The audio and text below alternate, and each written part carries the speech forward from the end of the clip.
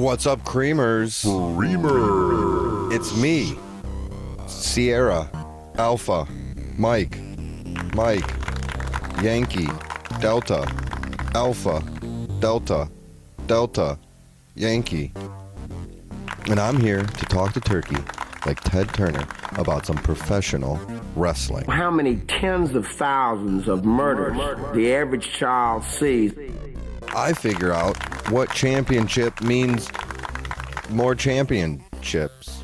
Haku is back and your butthole is in trouble. Hey now, Haku haiku. He has a body that makes you say, oh my God, but his masterpiece is smaller than a John Cena quote of the week. What's my match count for 2026? The year of super kicks? And as always, I leave a little, hey, you got a little something right left? No, down. Here, I'll just get it for you. Amount of room for cream. All that on this episode of Wrestle.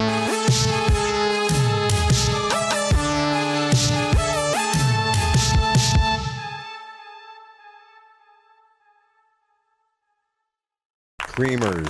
Creamer. Well, as you can probably guess from that intro, I am on my lonesome. Hot Joe is camping, I think. He's somewhere where I honestly can't get a hold of him, so I hope he's okay.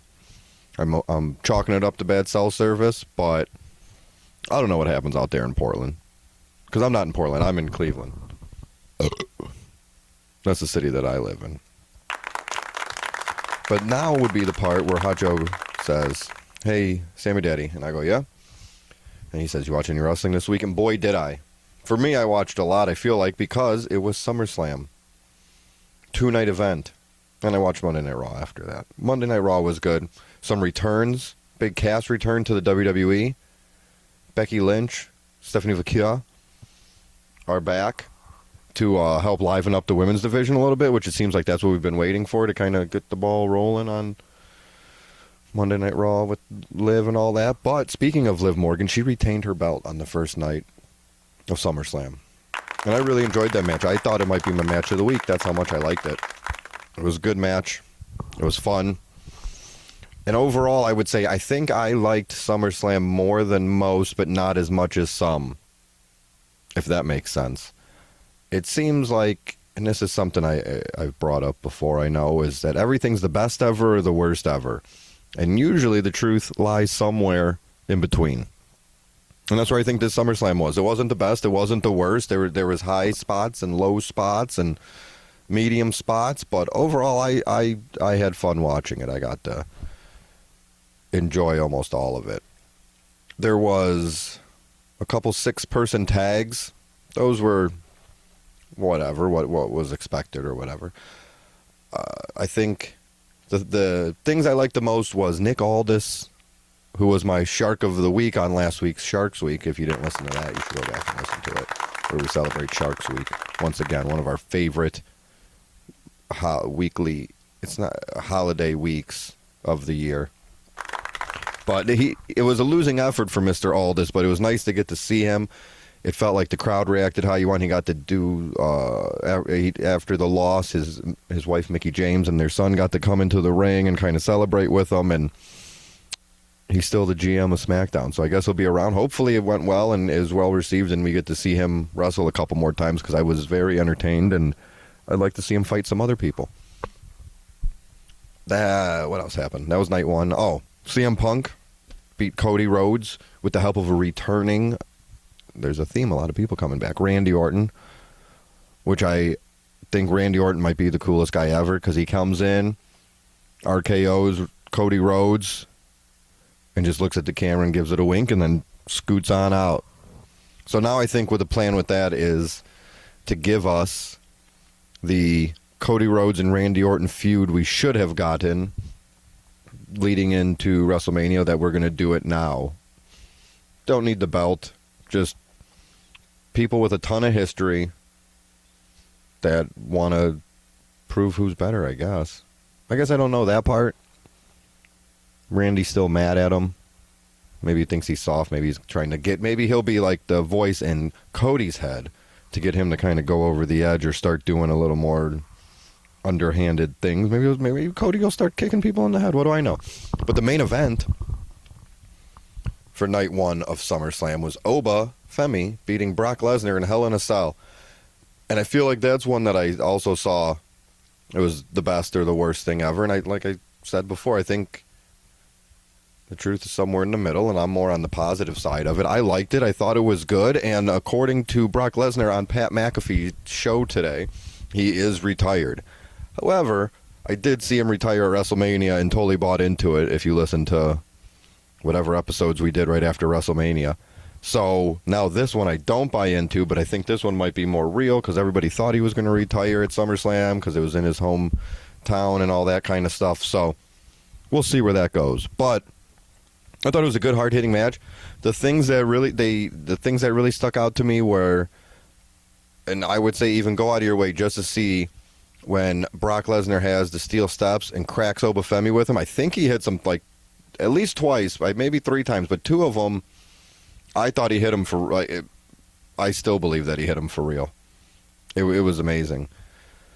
The best steel chair shots I've ever seen, or steel step shots I've ever seen. Excuse me.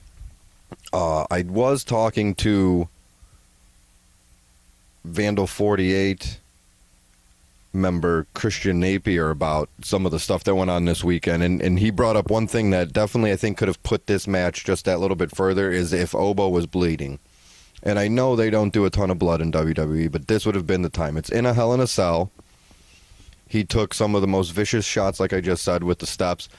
And at one point, Brock tore up the ring so it was just the boards, and he gave Oba a tombstone pile driver on it. So it would have made sense. I think some blood would have made it even look cooler at the end, but I don't know. I agree. It should have done it, but they didn't. And after the match, Brock Lesnar said he's the past, Oba's the future, blah, blah, blah. I guess they didn't really utilize the cell a ton, but they used tables, chairs, whatever. So it makes sense to me that it kind of kept that contained instead of going out everywhere. But, I mean, overall, I think it was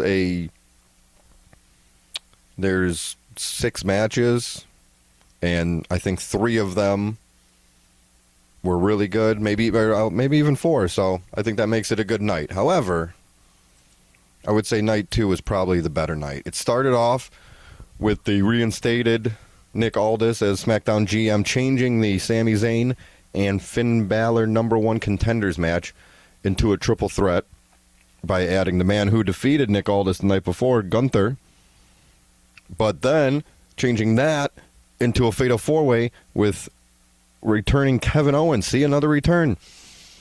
That I think it was March of 2025 was the last time Kevin Owens had a wrestling match, and that was definitely the injury he had or the surgery he had or whatever definitely made me think that there was a chance he wouldn't be back. But not only did he come back, he won. And he is now the #1 contender for CM Punk's undisputed WWE Championship. This is something that'll come up later with my little gimmick in the middle of the show. But Baron Corbin beat Trick Williams, which I was very surprised by. I didn't think that. And this isn't shitting on Baron Corbin, but just him coming back at all, I'm somewhat surprised by. I didn't think anybody was like clamoring for him. I don't know. I don't dislike him. He's just never been my favorite, but he's had a ton of characters. He does whatever they throw at him, and maybe the time away has helped him figure out what that one thing that he was missing is. I haven't seen it yet, personally, but I'm rooting for him. But I was very surprised that he beat Trick for the belt. But maybe that means there's more going on for Trick in the near future. Or there's more, maybe they just want him chasing the belt since he's so popular. But he just got a custom belt, the white furry belt, which I really liked. So I hope Baron Corbin keeps the white furry belt, because that'll be funny. The next match was... Well, so we'll see what happens with that, whatever. The next match is for the interim WWE Women's title ladder match. Chelsea Green got her due. She won, and the people loved it. There's probably things that will have bigger ramifications down the line for WWE, like the Roman and Seth match we'll talk about later. Oba beating Brock, CM Punk, and Cody, and Randy Orton, and all that. But I don't think there was a bigger specific moment in a bubble, whatever, than Chelsea Green winning. The crowd loved it. There was a really cool video I saw where there's an angle where you can see there's a split second of her true emotion coming through, and then she's right back into being the character of Chelsea Green or whatever. That was a match that I thought I was very much looking forward to it because I thought that could happen, but also they had very good spots in it. It wasn't like the greatest ladder match of all time or anything like that, but that was one I was looking forward to.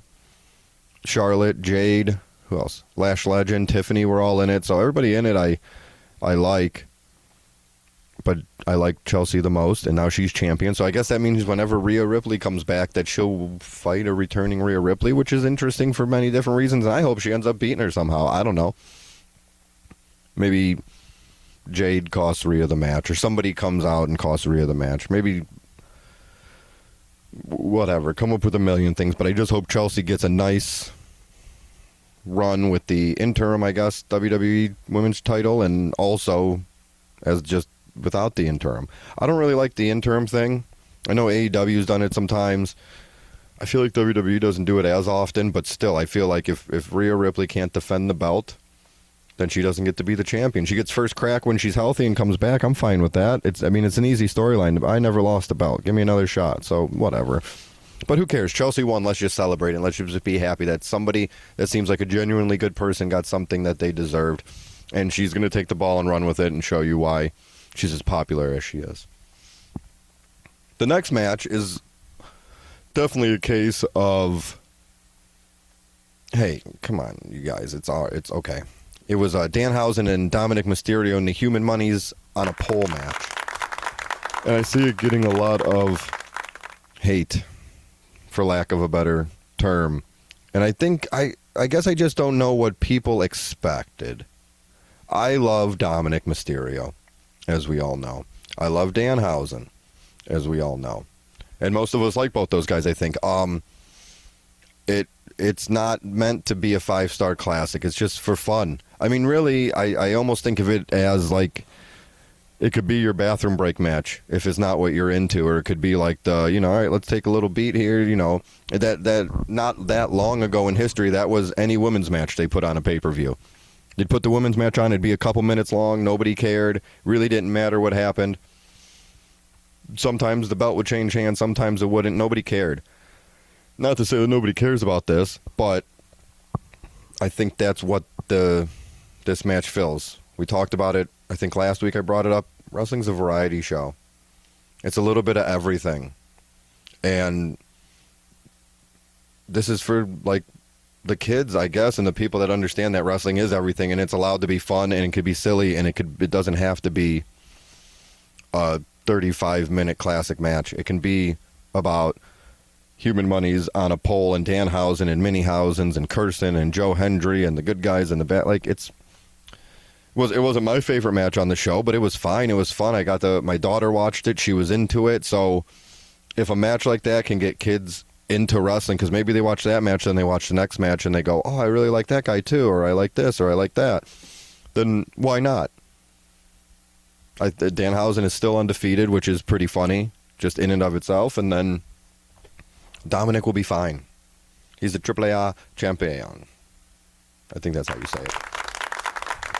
The next match, well, maybe I shouldn't talk about, but it's the WWE Intercontinental match where Chad Gable finally, the boyhood dream came true. The city that he's from, the state, the college, I don't know how you would say it, but he wrestled there and stuff like that.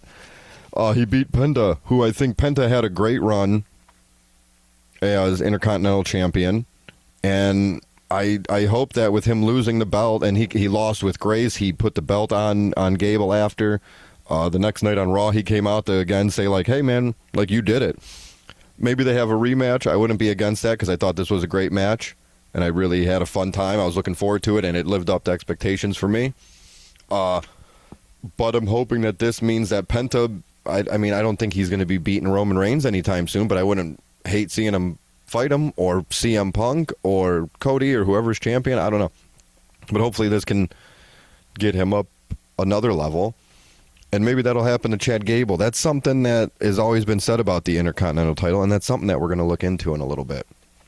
But not just yet, because there was still one more match on the card. And it was Roman Reigns beating Seth Rollins to finish the Shield chapter of their lives, according to what they said to me. There was a couple references to Dean Ambrose, Jon Moxley, which I thought was cool. Seth came out with the mask that Ambrose would wear when he was still in the Shield, the little face mask thing. And I think Seth did the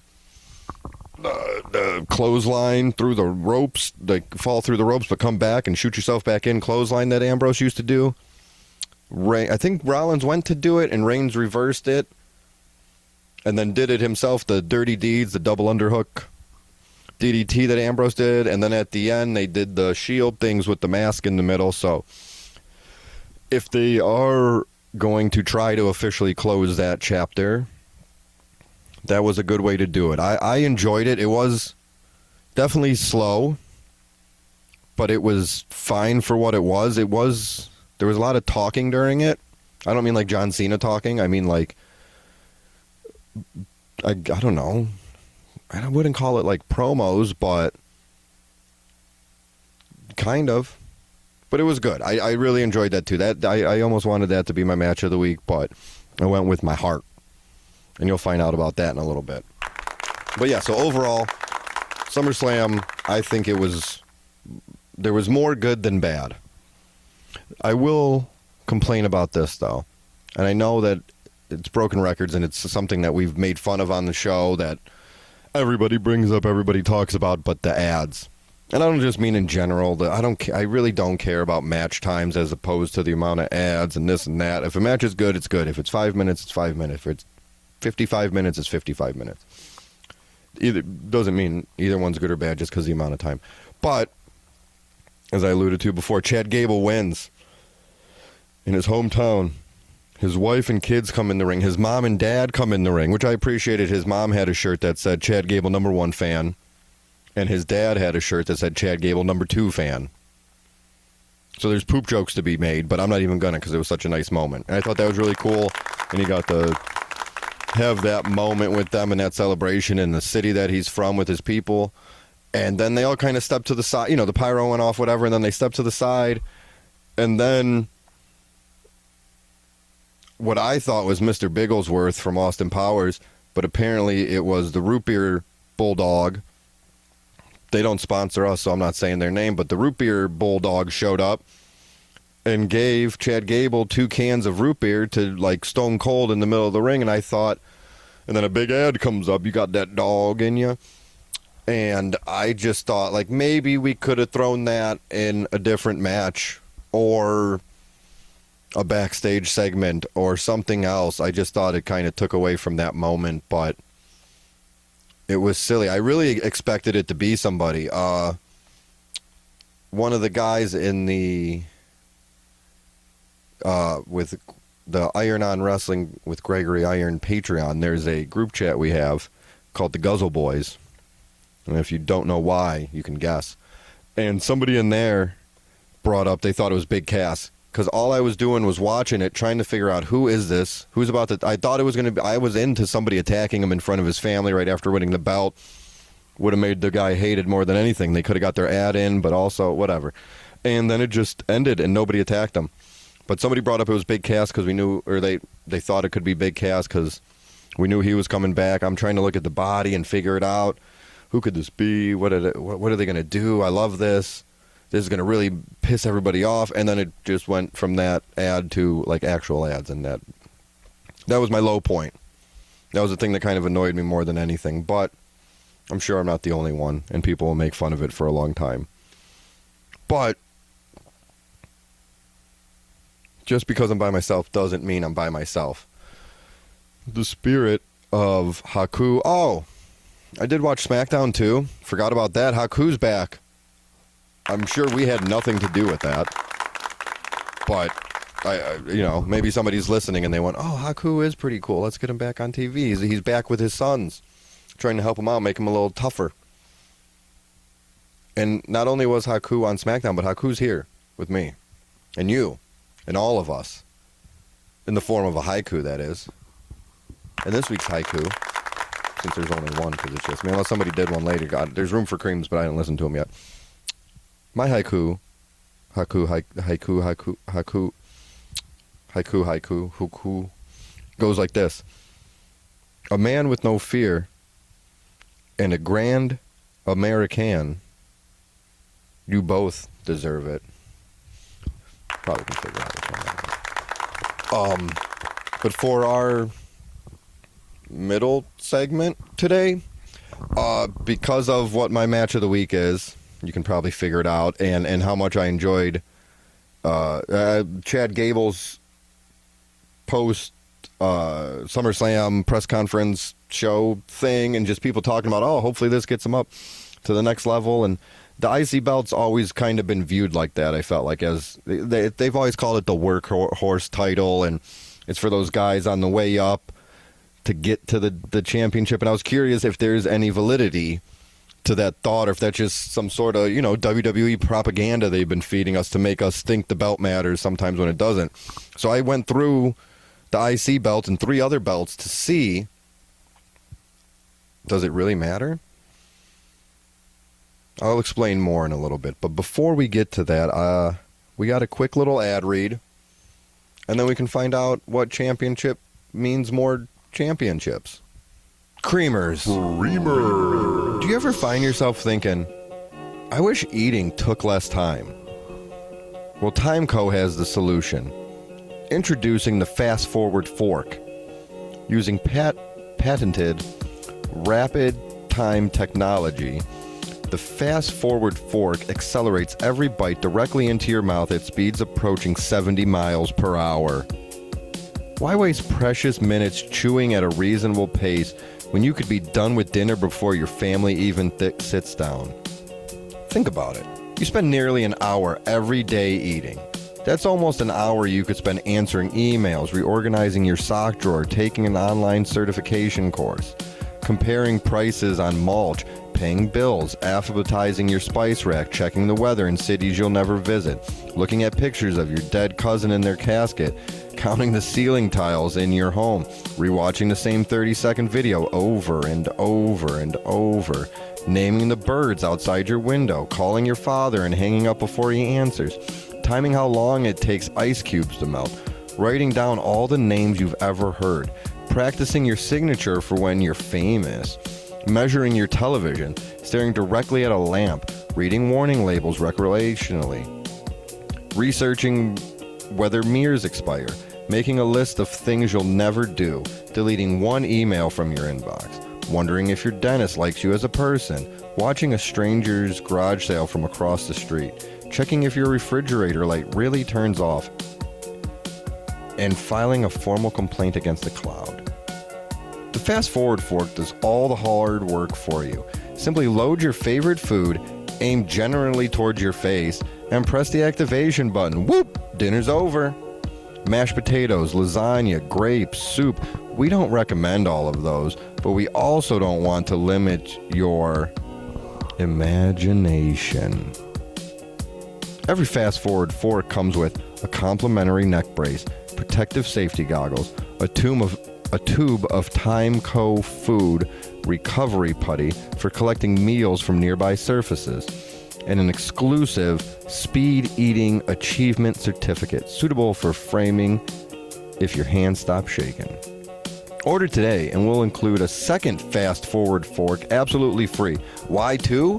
Because statistically you'll lose the first one. The Timeco Fast Forward Fork. What that mouth do? Ooh, it's the bad boy Joey Janela, and I'm feeling something creamy. Because you're listening to WrestleCream. Oh.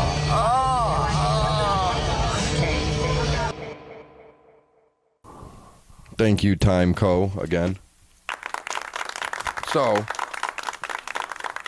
like I was talking about before our wonderful break, I did a little bit of research this week.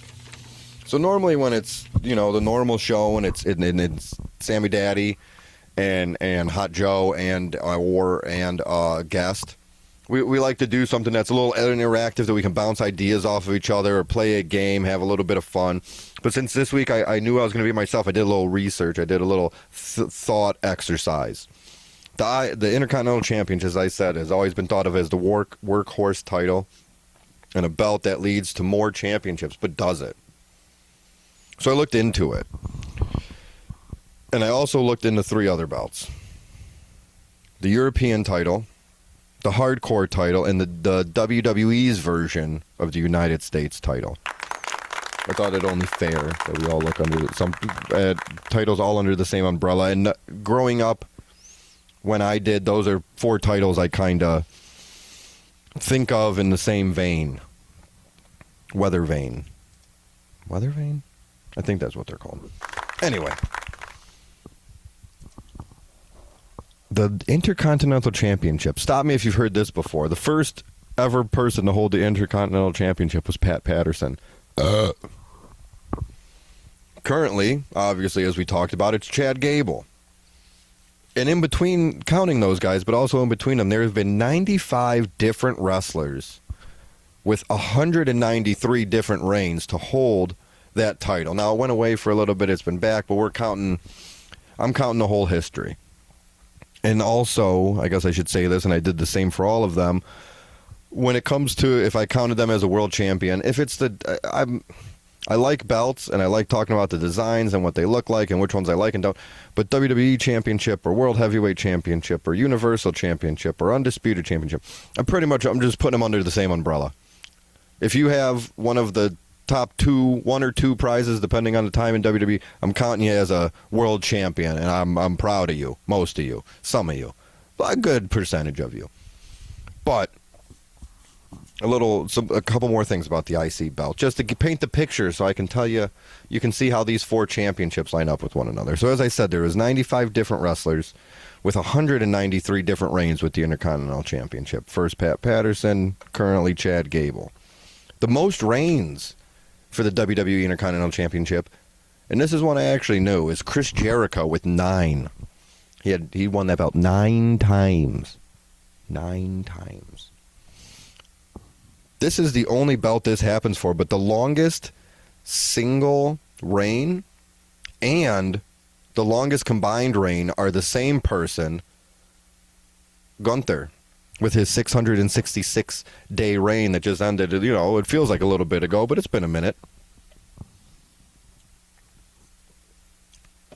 But I thought that was pretty cool that his 1 reign is as much as anybody's combined reigns. Even Chris Jericho's 9 reigns couldn't beat what Gunther did. And something to kind of make it a little bit more relatable to our show is, as you all know, Cleveland's the city that I live in. And there's 4 times that the Intercontinental Championship changed hands in Cleveland. And the people that did that here are John Morrison. His 3rd reign started in Cleveland. Braun Breaker's 1st reign started in Cleveland. Dolph Ziggler's 4th reign started in Cleveland. And the 9th wonder of the world, 9 times. The 9th wonder of the world, China, her reign also as IC champion started in Cleveland. But we're not just in Cleveland. I mean, I guess this week we are just in Cleveland, so I didn't have to do this. But because I miss my buddy, I miss my friend, Hot Joe, I also looked up to see about Portland. And one of Chris Jericho's reign, his 7th reign started in Portland, Oregon. But I got confused, and I couldn't remember if Hot Joe lives in Portland, Oregon or Portland, Maine. And in Portland, Maine, The Rock's 2nd reign started. So now we know a little bit more about things that happen in places called Portland. And you're all better for it. So I looked at those 95 different wrestlers, and I saw that 44 of them went on to become world champions at some point in their career. That's roughly, well, not roughly, I did the math. It's just over 46, but less than 47% of the individuals to hold that title as of the date of recording, which is today. 46%, 46+%, we'll say. So that's the number we want to go off of. That's pretty good. It's almost half. You got to think different circumstances for different reasons. Different people haven't been able to hold it. But is that good enough to say that that is the belt that you need to get if you want to be a champion, a world champion, a universal champion, or whatever, WWE Unified Universal Champion, whatever they call it. I don't even remember. Is that a good enough? Is that the belt? Is there enough numbers to prove it? So the first belt I looked up was the European title, because in my head those kind of go hand in hand. I don't know why, but maybe it's just from like the Attitude Era. And didn't D'Lo Brown have both of them, or Kurt Angle had both of them? I know. For whatever reason, they stick in my mind. Now, obviously, the European belt doesn't have the long history, but I didn't know if that would work in its favor or against it, but that's what we're going to find out, and I'm going to tell you about it right now. There's been 27 different wrestlers that held the European title, 37 different reigns between them. The first, British Bulldog. Makes sense if you think about it, right? He's European. The last one was Rob Van Dam. He took it from Jeff Hardy. He was European champion. He unified it with... he unified it in a match against Jeff Hardy. A ladder match, which is appropriate for those two. So Rob Van Dam would go down as the last champion. There was never a title change in Cleveland or either Portland's. So nothing good going on there as far as that goes. But the superstars that had the most reigns, it's a tie with 4 total reigns. William Regal, who is somebody that I think of when I think of that belt, and somebody I just referenced a little bit ago, D'Lo Brown. D'Lo Brown and William Regal each had 4 reigns as European champion, and I wouldn't want it any other way. The longest single reign was 203 days by the British Bulldog. So he held on to that thing and he wouldn't let go. The longest combined reign, also the British Bulldog, he added 50 days, 253 days. But when we looked at it as a total of those 27 different wrestlers, 10 of them became world champions. That's only 37+%. So it's not good enough. Sorry. If you want to be a champion, you want to go for that IC belt. You don't need to worry about that European belt. Kind of saw that one coming, but I thought it was a good way to at least base. Is there anything here? And once I got that, I feel like there was something there. I said it's close, but not close enough. So I thought, what's another belt from back in the day that I like? The hardcore belt. I thought that would go the opposite way. A ton of people had it. But was it a bunch of schlubs? Or is it a bunch of chubs? That means champions. Champion, uber champion, chubs. I just made that up. So, the hardcore title. I think we all remember that Mankind was the first guy to get it. It was gifted to him by Vince McMahon. It was great. It was a fun concept. It was perfect for the time. It led to a lot of good memories. I think people look back on it fondly, as they should. I think as kids, I don't know if anybody else did this. I bet Hot Joe did it. We would all have those plastic belts you'd get from Kmart or wherever we'd get them from, and somebody would end up breaking one, and then that would turn into the hardcore one. You'd break it and make your own hardcore. So, Mankind was the first. Do you know who the last was? Stop me if you've heard this one before. Rob Van Dam, when he unified it with the IC title. Isn't that fucking crazy? Yeah! I thought it was. He beat Tommy Dreamer, who was the hardcore champion at the time, to unify the IC belt and the hardcore belt. I like that. Rob Van Dam, title unifier. He brings, not only does he bring the people together, he brings the championships together. There have been 52 different wrestlers to hold that belt and 243 different reigns. And obviously there's a lot of 5-minute reigns or 1-day reigns or 1-week reigns, but whatever. 243 different reigns. That's pretty fun. The most, this is one I knew too. I don't know why I knew this, but maybe they talked about it. It was Raven with 27. 27 different times Raven hit somebody in the head with something and pinned them. Think about that. What have you done? The longest single reign with that belt was the Big Boss Man with 97 days. I think he was the one to beat Mankind for it the first time. But the longest combined was Steve Blackman, 172 days. And he's somebody else I think of. Boss Man I don't necessarily think of when I think of that belt. Mankind, yes. Even RVD, I don't really think of him for that title. I know he's hardcore, he's ECW, but I don't think of him like that too much. Raven I think of, and Steve Blackman is somebody I think of.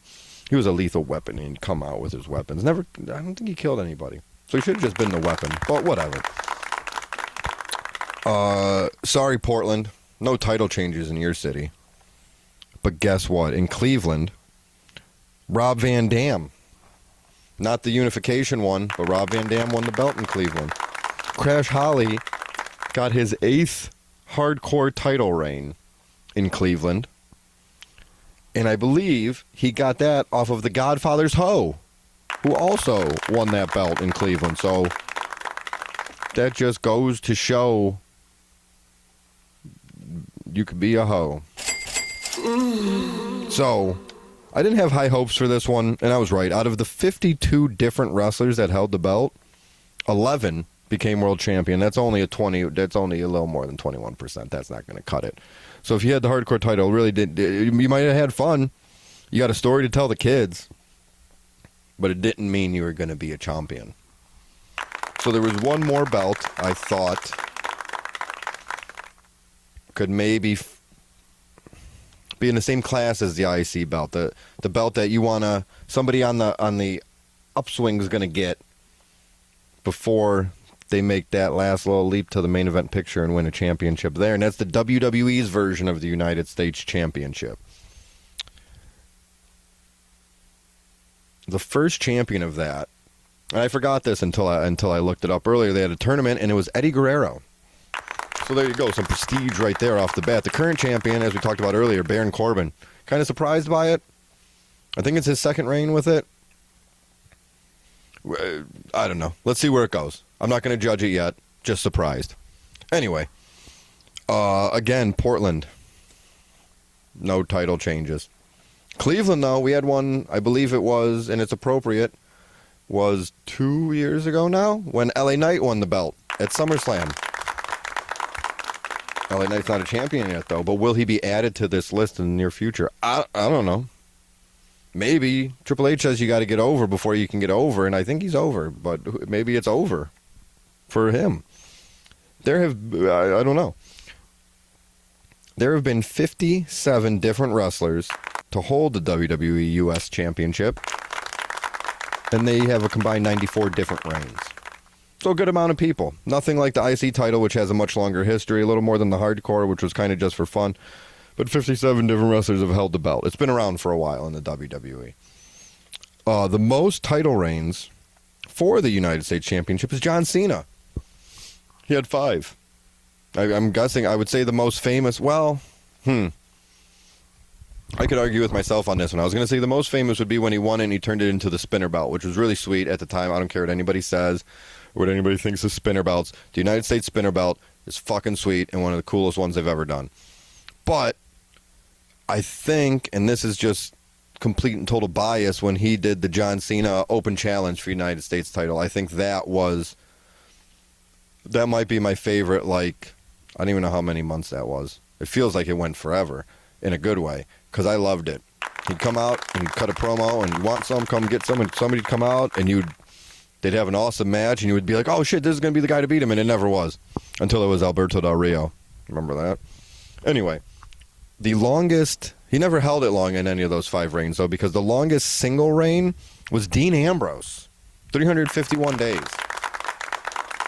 I probably should have done the research since I'm the one doing this, but I'm assuming that's when he was in the Shield, which is appropriate, because the Shield is done forever now. WWE told me nothing will ever happen. They'll never team up or reference it again. But the longest combined United States title reigns is MVP. Montel Vontavious Porter had 416 total days as the United States champion. So, once I looked into it, and saw that there was 57 different wrestlers, I saw how many world champions. You want to guess? I'll tell you. 28 different wrestlers have become world champion and also been United States champion. And that gives us a grand total of 49%. The IC title was 46. This is 49. That's my quick math is that's 3% more. So we have debunked the WWE propaganda that the IC belt's the belt you get on the way up, that it's the workhorse belt, that it's the belt for the guy that the people want, that is going to do the bad. It's the United States title you want to get. So for all you wrestlers that listen, that want to get into the WWE, or you guys that are listening that are already there, or you women, there's a women's one now, but that's for another time when Hot Joe goes camping. Don't worry about the Intercontinental Championship. Worry about the United States Championship, because that's the title you need to get if you want success in your future. And now it's time for the John Cena quote of the week.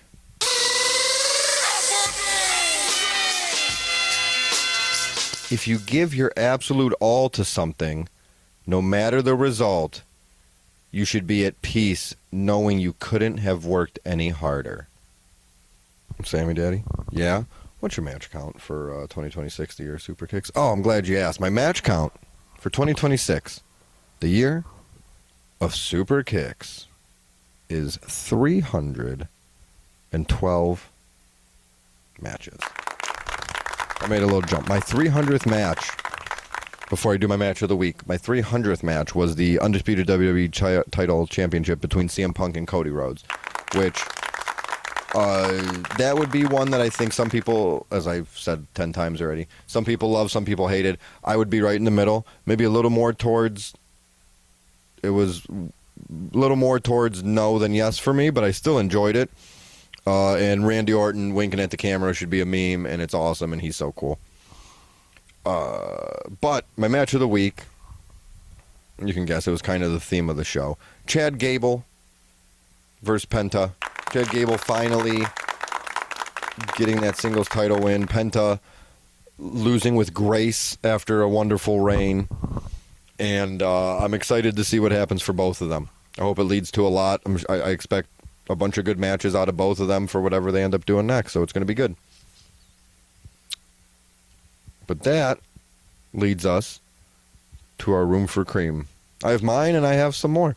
I'm going to go last.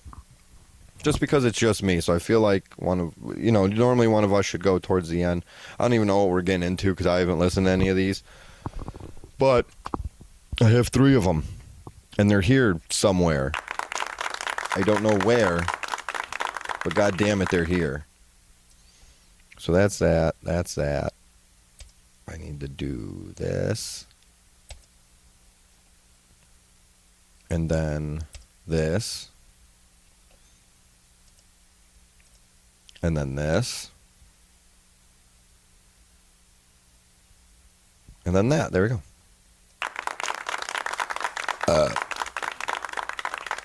The first room for cream will be from number 1's Ronald Two Legs. Hey yo, what's up? Hey yo. Boy, Ronnie Deuces. Hey Ronald Two Legs. Sammy Daddy, how are you, sir? I'm good. How are you? I got the word that it's only Sammy Daddy this week. You got the right word. Hot Joe is out homeless LARPing. Mm-hmm. I don't know if that's public knowledge, but he's doing a little homeless LARPing. That's what I said before. He's doing some camping, pretending he's homeless, living in the woods. It's his favorite thing. Cooking beans over a fire. Is he? So are you there? Sammy Daddy. So I figured I'd call in, give a little room for cream. Give it to me. This week, give it to me. Room for cream is going to the doctor. Uh-oh. I called last week. I had some problems with my cat. Yeah. Now it seems I'm having all kinds of health problems. So just wanted to tell everyone, if you're not feeling good, you should go to the doctor, because not going to the doctor for many years could make things worse. And it adds up. So if you're not feeling good, you should go to the doctor. Go to the doctor. Even though it's very expensive. It's okay. You don't have to pay it. The system in this country fucking sucks. It's terrible. Than a lot of things, but But you don't have to pay it. It's fine. Go to your doctor and get whatever's wrong with you taken care of. Because if you don't, it could be bad. So, yeah. Well, So hopefully everybody's doing well. Sammy Daddy. not anymore. Now I'm worried. We'll have to get together here soon. Yes, we will. Get together and hang It's out. busy. The kids are best friends. Yeah. Hopefully Hot Joe's having a good time out there in the woods. I hope he doesn't get lost. So, all right, boys. Do you see Danhausen got that giant sack of human money? That was I cool. did. I talked about I it. know some people didn't love You'll it. hear. But, my 7-year-old fucking loved it. See, I thought it was great. this is what we were talking about. You don't need every wrestling match to be like, some work rate fest of whatever. People are gonna think I listen to this Palate cleanser. before. That's what Good. It's good stuff. I don't even need to do the show. All right, I'm gonna shut the fuck up now. All right. Bye. Love you. Love you. Damn, turn this He still can't figure it out. This fucking thing turn off. He never knows what to do. Turn off. Hey Siri, turn off. Maybe. Oh, that worked. So there you go. He said everything that I said, so I'm not needed. I think the Creamers can just do the show on their own, and we'll just call it Room for Cream. But who would name a show that? But yeah, number one, I agree with I should probably follow the advice as well, but I understand where he's coming from of take care of yourself. Nobody else is gonna, so you need to do it. And go get that thing checked out. You know what I'm talking about. But I hope everything's all right with Ronnie Two Legs. I don't know exactly what he's alluding to. I knew about the stuff with his pet, with his cat, which I believe is doing better from the last I heard. So all the good vibes from the Creamers and everybody has helped, as well as modern medicine. But I'm gonna put it on the vibes. What was the other thing? Oh, the Danhausen thing. He just said what I said. So if you want to know what I think about what he said, just rewind back to the beginning. Because it'd be weird if you listen to this part but not the beginning part. But it's going to sound like I copied what he said, but we said the same thing. Because I feel like I feel like our brains are like he's Ronnie Daddy and I'm Sammy Two Legs. That's what it felt like. Thought I had another one, but I don't. However, that leads us to our next Room for Cream, which is somebody else that I don't know what the Room for Cream is, but I know I also think a lot like this fella. And that fella is WrestleWrugs. How do I? Okay. What's up, fellas? Hey, what's up? I guess it's just Sammy Daddy this week. Well, yeah, but that's fine. WrestleWrugs. Hey, buddy. The official third man coming at you with a Room for 1, Cream. 2, 3. I know, I think last week, maybe 2 weeks ago, Who can keep I track? said I was thinking about becoming a Shrimp Daddy. Oh, yeah, Shrimp Daddy. Step one's complete. Got a tank. Shrimp set. Hell yeah. I'm so pumped. We love shrimp. You guys updating on how it goes, but it's going to be this- about 2 months before I can put some shrimp in there. What? And, that's about it for me. Sammy Daddy, good luck on the solo show. Thanks, I hope you liked it. Hot Joe is camping. Okay, good. I didn't know. Looking for more of an inside boy, because I'm more of an inside boy myself. I'm an inside boy. But, love you, boys. Thanks. Well, I hope. Oh, it started over because I don't know what I'm doing there. I stopped it. Yeah, I'm an inside boy. Oh God, I don't know how to. I need. Sean, can you do this? What is happening? What am I do? Why am I doing this by myself? You should be hitting the buttons. Anyway, what are we talking about? Oh, shrimp. Yeah, the shrimp thing's cool. I'm excited to see how that goes. Why does it take 2 months? Do you mean just because you're busy it's going to take 2 months? Or does it just normally take 2 months? Like the water temperature? For the shrimp to grow? Are they in eggs? How are shrimp... I have a lot of questions that you're going to answer in the comments below. Shrimp. I can't wait for the first shrimp rug. Because that's a cool thing, and I feel like it would work well. That'd be good. A shrimp rug would be good for under a table. If you think about it. That's what I'm doing. I'm thinking about it. So, that leaves one more Room for Cream, if I can find it. And I found it. I don't know what we're getting for, but I'm excited to get there with all of you. It's Joe, the Panther, the third. Panther's Pit. Creamers. Hey. Probably waiting for the response. But, hey, I guys. did. It's me, Joe Panther. Hey, Joe And Panther I'm the just Third. chilling, Oh, good. Relaxing here in the Oh. And I was just thinking, Panther I wonder Pit. if the guys from Creamers need me to do another one. We do. Every week. I'll do it. Well, If except for, yeah. You could give this past weekend's SummerSlam. Oh, I was talking about that before. Like normal, like I do like my reviews on the Joe Panther Variety Show for like the food. And Check out his YouTube. Go look it up. 1 to 10. Have a good day, Creamers. Remember, stay awesome. Keep on creaming. Hey, Cream. Well, yeah. I like Keep On Creaming. That was good. And Staying Awesome. I try. I don't know if I can. So, on a scale of 1 to 10, 1 being 1 and 10 being 10, I would give SummerSlam a 7.3468. What do you give it on a scale of 1 to 10? Tell me in the comments below. So I guess that leaves my room for cream. I didn't really know.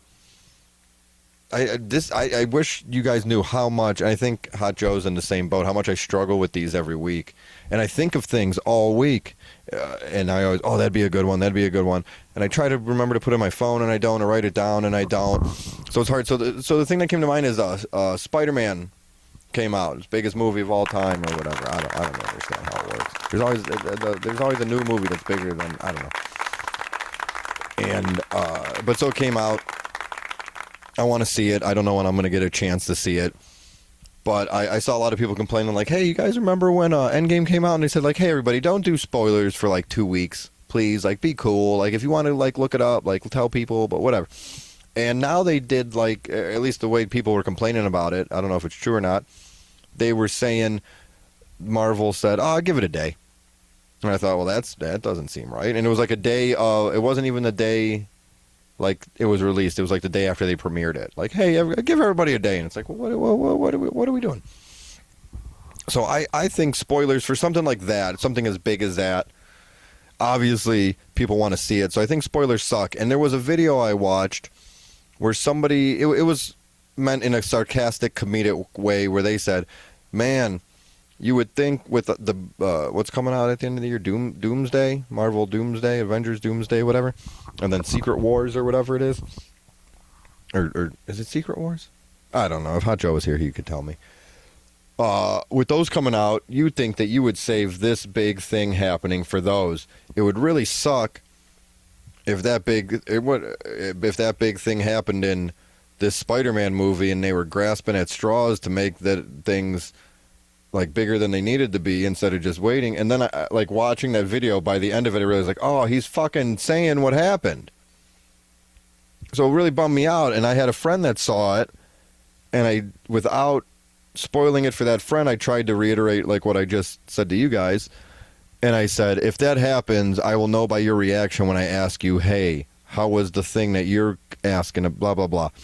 And his reaction made me think that it really was spoiled for me. So that kind of bums me out, is that I would have had no idea. I really don't look at stuff anymore. I've bitched about trailers like years ago. I still get caught up watching them. I can't help it. So I try not to watch too many trailers. I try not to really read anything.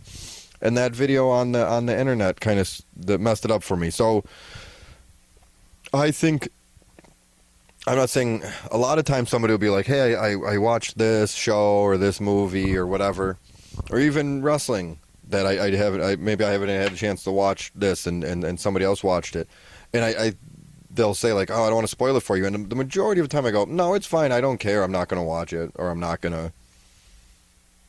if I do watch it, that's not going to ruin it for me, I want to watch it anyway. But something like that, I don't want to have it spoiled. So I thought, when it comes to spoilers, we should treat it like we treat sex, that you need consent.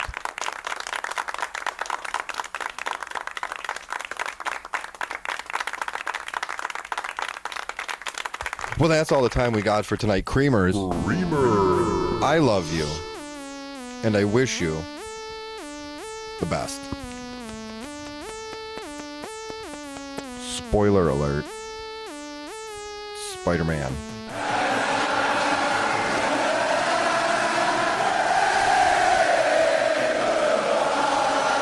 Vince agreed to let me go do things outside of wrestling. And I had a chance to spend some time with him. He invited me to come to his place, and they're all there. Vince is there, and Pat Patterson, I don't know who else was there. And Vince said they've got ulterior motives, and then he went and got Jerry Briscoe.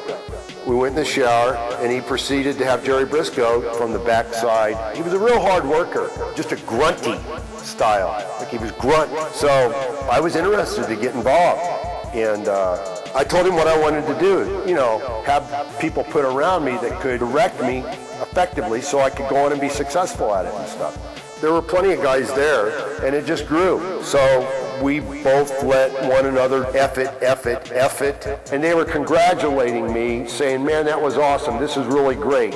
And late that night, Linda came into the picture, and I said, this is a natural, you know? I've just never been into any of that stuff. You know, women, you know, all that stuff and everything. That doesn't work for me. I almost fell to my knees and just started throwing up right there. And then something told me to come. Yeah, and he said, don't come, you don't need to come. And I said, what do you mean don't come? It's what I wanted to do. And I didn't push it in their face. And he said, okay. It was unbelievable. It was a shoot. And I had incredible discipline, and it was magic. Next morning, about 11:45, Vince eventually stepped in. He couldn't even walk right. He stepped in and said, I'm not doing this anymore. We're not doing this stuff. And I was really surprised that he did that. Like he just wanted to keep going from one thing to the next, as long as somebody would stick it out. I mean, he had an addiction problem, and you know, I would have expected more.